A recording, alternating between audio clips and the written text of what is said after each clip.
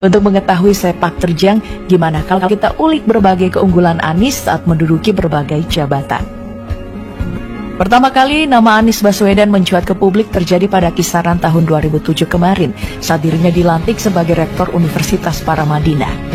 Namanya melambung tinggi karena dikenal sebagai rektor termuda di Indonesia yang baru menginjak umur 38 tahun.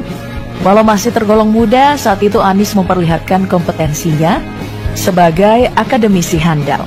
Saat menjabat sebagai Rektor Universitas Paramadina di tahun 2007 hingga 2015, Anies Baswedan memiliki sebuah program andalan, yaitu Paramadina Fellowship. Program ini adalah sebuah kerjasama beasiswa dengan pebisnis yang cuma dijalankan oleh Universitas Paramadina. Pokoknya dengan beragam kerjasama yang disepakati dengan berbagai pebisnis, Anies berhasil membuat 25% dari total keseluruhan mahasiswa dari Universitas Paramadina mendapat beasiswa. Nah, selain itu, gebrakan lain yang dilakukan Anies yang juga cukup diacungi jempol adalah penambahan mata kuliah baru. Di masa kepemimpinannya, Anies memasukkan mata kuliah anti korupsi sebagai mata kuliah wajib. Bahkan mata kuliah ini bukan cuma sebatas teori doang, tapi mahasiswa bisa terjun langsung untuk melihat proses investigasi, penyusunan laporan investigasi, hingga jalannya persidangan. Wah, ini nih sepertinya mata kuliah yang harus ada di semua perguruan tinggi. Berkat kapasitasnya sebagai rektor yang namanya telah melambung di mata masyarakat, Anies kemudian berkenalan dengan politik. Tahun 2013, Anies mengikuti konvensi calon presiden dari Partai Demokrat. Namun kalah. Anies pun lalu bergabung dengan tim pemenang Jokowi JK sebagai juru bicara. Sebagai balasannya, ia mendapat posisi Menteri Pendidikan dan Kebudayaan di tahun 2014 saat periode pertama Jokowi. Nah, jabatan ini memang cuma bertahan selama 3 tahun, di mana saat 2017 Anies digantikan oleh Muhadjir Effendi. Namun meski singkat, sebagai Menteri Pendidikan, Anies banyak membuat gebrakan baru loh. Di dalam sekolah, Anies menghentikan adanya masa orientasi siswa atau MOS yang dianggap syarat dengan aksi perpeloncoan. Selain itu, dilakukan juga perubahan fungsi ujian nasional. Kalau dulunya ujian nasional adalah momok menakutkan karena jadi patokan kelulusan, Anies memutuskan kalau ujian nasional tidak lagi jadi patokan kelulusan.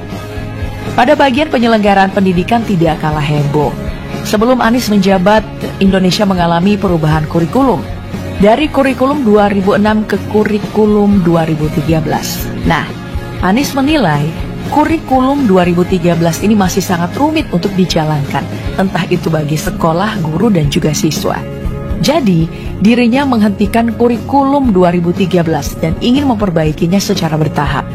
Namun sayang, Anies keburu turun, di mana target penyelesaian K13 harusnya terjadi di tahun 2022. Nah, di sisi guru, Anies juga melakukan beberapa pendekatan baru seperti program Indonesia Mengajar, di mana anak-anak muda di bawah untuk mengajar ke tempat tertinggal yang memberi banyak pengalaman baru. Selain itu ada K13 dan ingin memperbaikinya secara bertahap.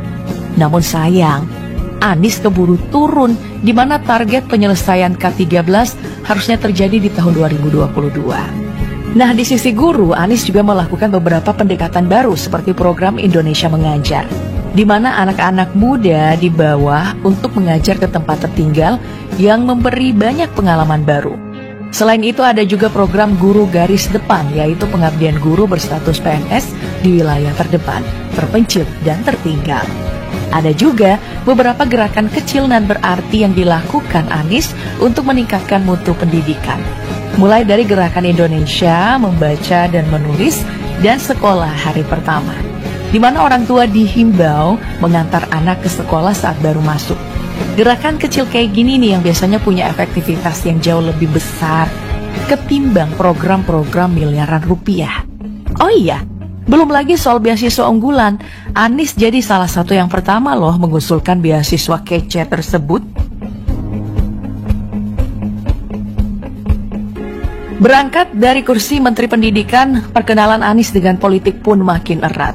Maka majulah pria kelahiran 7 Mei 1969 ini dalam pemilu Gubernur DKI Jakarta, berpasangan dengan Sandiaga Uno. Di pemilu tersebut dirinya menang dari pasangan Ahok dan Jarot di putaran kedua. Nah, selama menjabat sebagai Gubernur DKI, Anies sangat terkenal dengan pencapaiannya yang mewah.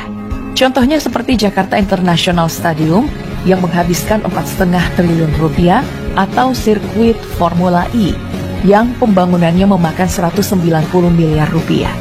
Selain pembangunan dua hal ini, di masa kepemimpinan Anies juga dilakukan beberapa pembangunan sentral untuk menyanggah beragam hal, seperti pengadaan sumur resapan, pelebaran trotoar, pembangunan jalur sepeda, hingga revitalisasi kota tua. Dalam masa jabatannya ini, Anies juga memodernisasi banyak hal terkait kebutuhan warga DKI. Contohnya dengan aplikasi Jaki atau Jakarta Masa Kini. Aplikasi yang satu ini adalah tempat utama pengaduan masyarakat untuk beragam hal, mulai dari keamanan, banjir, ketertiban, hingga penanganan COVID-19. Pokoknya semua laporan bisa dilakukan cuma dengan satu aplikasi ajaib. Aplikasi ajaib ini juga mendapat apresiasi lebih dari IDC Future Enterprise Award 2021 sebagai Best in Future of Digital Innovation. Nah, modernisasi lainnya juga datang nih dari sektor transportasi dengan kartu Jaklinko. Kartu ini juga adalah kartu ajaib yang bisa mengcover kebutuhan transaksi di semua sektor transportasi, mulai dari bus, MRT, LRT, hingga pembayaran tol. Lewat Jaklinko dan program sektor transportasi lainnya, Jakarta mendapat penghargaan Sustainable Transportation Award. Perlu kita tahu, Jakarta jadi satu-satunya loh negara Asia Tenggara yang punya penghargaan tersebut. Dengan segala sepak terjang yang dilakukan Anies di DKI Jakarta, daerah ibu kota juga mendapat beragam penghargaan. Di tahun 2020, Jakarta bahkan menyabet 9 penghargaan di kompetisi Anugerah Public Relation Indonesia Award atau PRIA. Sisi ini, wajar jika dirinya mendapat banyak dukungan untuk maju ke RI 1. Sekarang, ada banyak nama yang telah disandingkan dengan Anies. Mulai dari anak dari Presiden SBY yaitu Agus Harimurti Yudhoyono, sampai dengan nama Panglima TNI Andika Perkasa. Namun, semuanya belum final. Toh pengumuman calon presiden dan wakil presiden masih jauh. Tapi menurut kamu, siapa nih yang bakal dampingi Anies Baswedan nantinya? Sebutkan jawaban kamu di kolom komentar dan sampai jumpa di video